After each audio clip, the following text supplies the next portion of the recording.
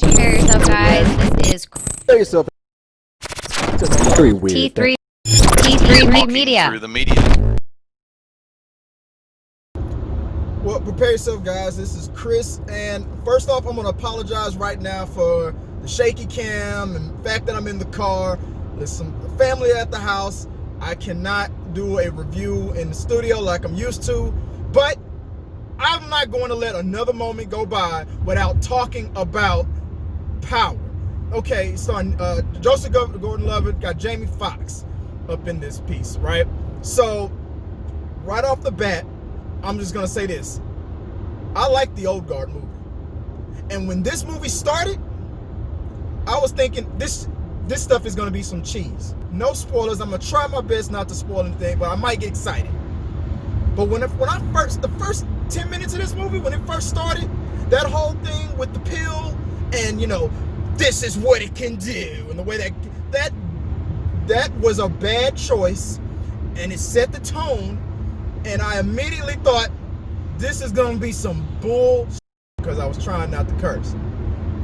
But that bull corn that I just said was from what that thing happened in the movie, and this guy cut me off at the same time, acting a fool on the road. But yeah, that's when the movie started. I'm like, this is going to be the corniest thing I've ever seen in my life. Old Guard going to be way better than this. And then I started feeling what was going on, the drug epidemic that's going. It was a throwback and a callback to a lot of stuff that was going on in the world, like with the crack epidemic and all that stuff, right? The war on drugs. Like, these people we're trying to advance human evolution, and we're going to use the people as guinea pigs and give them this drug that gives them this power for 5 minutes. Of course it's gonna go crazy in the world, right? This is a perfect premise. What else was perfect about this movie was the fact that they used New Orleans. The fact that they called back to rebuilding after everything New Orleans has gone through after the hurricane. The disenfranchised, it's known disenfranchised company that went through hell and back. And you're gonna go once again, the system powers that be. And I love the line that was said in this movie about the people with the power are the ones that's gonna get the most of it again. So I know I butchered that line, but it was something like that. The powers that be are gonna use this city as a guinea pig, and I'm like, this is I mean, you've already got a city that's already that was on the edge, on the brink of collapse, and then you're gonna infect them with this. It was the perfect bad guy plot. Perfect. So just keeping that in mind. Another thing that blew my mind was the fact that I couldn't tell, I've been a minute since I've been in Louisiana, but I could not tell what year it was. I mean, you had smartphones, but I still cannot remember if I saw a car that was built before 2005, whenever Hurricane Katrina hit. I couldn't tell. I saw smartphones. Now, smartphones was like 2008, like the iPhone, like 2008, 2009. That's when they really became more popular and whatnot. But that wasn't a blue. What's that? What was those things called? Those before the smartphone. That ugly ass phone that had all the buttons on it. The typing. Anyway. Help me out when you guys watch this. Remind me of that stupid phone that I never owned. And everybody's clothes, the style, the feel, the posters on the wall. We're talking. I thought it was the 90s. And I'm like, is this the 90s? Because this is perfect. But it couldn't have been the 90s because she had a smartphone. Unless this is an alternative Earth where smartphones and stuff and social media was around in the 90s. Because you had TLC posters on the wall. So I thought that was brilliant. And who the hell said they're going to beat them Saints, right? After everything New Orleans went through, it was very focused on the round 2005 field. But when it started building up to what the drug can do for you. Now, that one of those first fights with Gordan-Levitt, his character was it Art, Frank, whatever his character was, when he got into his altercation with the dude that was invisible, you know, he was butt naked, right, trying to rob a bank, and seeing what his power was, it was like a slow build up to seeing what this pill could do. Because then when you get into Jamie Foxx and what he's going through and the people he has to fight, and choosing not to use the pill to fight fire with fire, and still able to be successful going against Machine Gun Kelly. And let me stop for a second and talk about Machine Gun Kelly. You are doing your thing right now, man. You got a lot of work out of Netflix lately. I've been seeing you, brother. What? You got a contract with Netflix, don't you, dude? You remind me of that dude that's in the Daredevil, the gun sales, the gun runner. Remind me of his name when the Daredevil and all the Marvel movies, when Marvel was still doing TV shows with Netflix.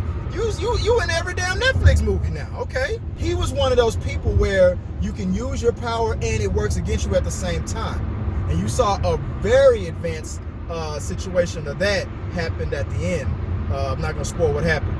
Elemental powers. I'll just say that's all I'll say. When the light covers up, I'm looking pretty good in this shade. But anyway, but seeing the power that it gives you, and then you saw what happens when you overdose and you take too much. That what the powers are based on, and that it's not just like an X-Men thing where it's like if you have fire powers or ice power or water powers, that's it. Nothing can really stop you. No, there's rules and limits to everybody's power, unless you're just a uniquely overpowered kind of a person. But so like, even though like Machine Gun Kelly had a power of fire, just throw some water. Just stop, drop and roll that fool. He's fine. Throw some water on him. He's good. You can control him. We had two heroes, Joseph Gordan-Levitt and Jamie Foxx, on the same mission technically. One is fighting to clean up New Orleans. The other is fighting to take down. Is also fighting to take down these people who's bringing these drugs into the system, but for a personal reason, because it's a personal family reason. Now, the fact that the little girl, is it Art? Is that no Robin? The fact that her name is Robin is funny as hell. This little girl, who both of them, for messed up reasons that she perfectly calls out on both of them, they're using her and abusing her and been doing some illegal stuff. But that whole by any means necessary. I had to take my phone and hold it. It overheated while it was on the dash. So the more that we saw people use these pills and gain these powers, the more amazing it got. And the way they took their time to explain it after every example was also a very good touch. It didn't over. I mean, it was science fiction that we've seen before. Thinking about the Amazing Spider-Man, for example. This it got very out there with the science fiction, right? Like gene splicing kind of a thing, like the racism, poverty issues, and the disenfranchisement people, the 1% versus the 99%, stuff like that. Like how corporation greed and stuff like that is really the root of all evil. Money being the root of all evil. They put a lot in these talking points and in the plot of this movie, and it still was just a straight up action-packed awesome. If you want to just go, damn, I didn't think Netflix had it in them to do something like this, this is the movie. This is the movie you're gonna have so much fun with, and it's a perfect one and done kind of a movie. I can see them making a sequel to this. I can see something else coming out of this. If it wasn't for the way it just began, that cheesy ass, that salesman type of beginning, like that it had, that just kind of took me out of it a little bit. Like, oh man, is this how this movie's gonna be? if it wasn't for that way it opened up, I would have been like, this was a perfectly executed action movie. But that opener was like, this is gonna be some cheesy bullcorn. But it stuck the landing. And I had so much fun with this. I cannot wait to watch it again. This is Netflix's best action movie that they've got out right now. Go watch this movie. You will love the dynamic between the talking, the back and forth, the way Joseph Gordon-Levitt pulled off. I don't know how well that southern accent was, bro, but I believed you were from New Orleans, that you cared about the city, that you were like, I believed it. That back and forth, that swag that you had with Robin, I felt it. Joseph Gordon-Levitt has always been the man to me. But check this, but Jamie Foxx, what was that? Jarhead just reminded me of how that character was in Jarhead. Jamie Foxx is an action man. He's an action man. I felt like I was thinking about a lot of different characters with this movie. It reminded me a lot. That movie that he did with when he was the cab driver with what's his name? How am I forgetting? You know, I'm talking about, we all wore the glasses, and he was with what's his name, with that assassin? What's his name? Mission Impossible. How am I forgetting his name? Correct. Remind me, slap me in the face on the comments and tell, how can you forget? I'm looking at his face right now. Remind me of that character. Remind me of Jarhead. Jamie Foxx is just him and Joseph Gordon-Levitt. They need to do more movies together. This was a good movie. Netflix pulled it out of the hat with this one. Go check it out. I highly recommend it, film fans. Film fans, go check this movie out. Power. It lives up to the name perfect. I felt it, and you will too. Check it out. Let me know in the box below what you thought about it. After you see it, come back and we will talk about this. I hope we talk about this some more.